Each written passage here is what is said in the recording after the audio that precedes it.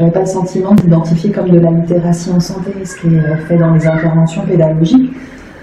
Mais forcément, c'est plus pour moi comme une stratégie de comment faire accéder les gens à la compréhension en fonction du public qu'on va rencontrer. Donc ça va être les difficultés linguistiques qui se présentent, comment non pas les contourner mais faire avec, et travailler donc en simplifiant le vocabulaire, en utilisant des outils qui sont plus visuels, en travaillant sur qu'est-ce qui est perçu par les personnes, est-ce qu'elles peuvent elles-mêmes l'expliquer.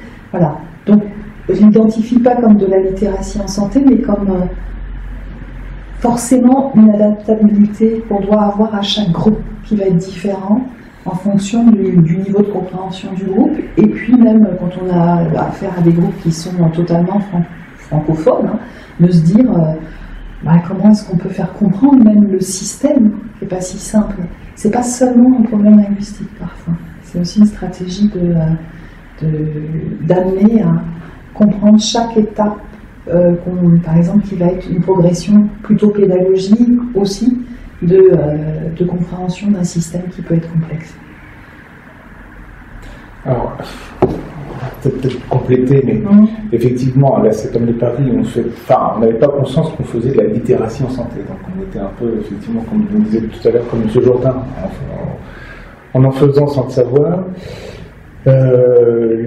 Si vous devez avoir une stratégie, et c'est une stratégie complète, c'est de faire comprendre effectivement que l'assurance maladie, ce n'est pas que de l'accès au droit, c'est aussi pas mal de choses, et que notre stratégie, ça serait que les personnes deviennent acteurs de leur santé, avec un vaste domaine, c'est comprendre le système de soins, le système de santé, l'offre de soins, les droits, et puis sur les problématiques de prévention en santé et de comment je peux capitaliser sur ma santé pour que dans mes projets de vie, effectivement, ça m'aide, enfin je dirais, à investir ma vie, mes projets. Voilà.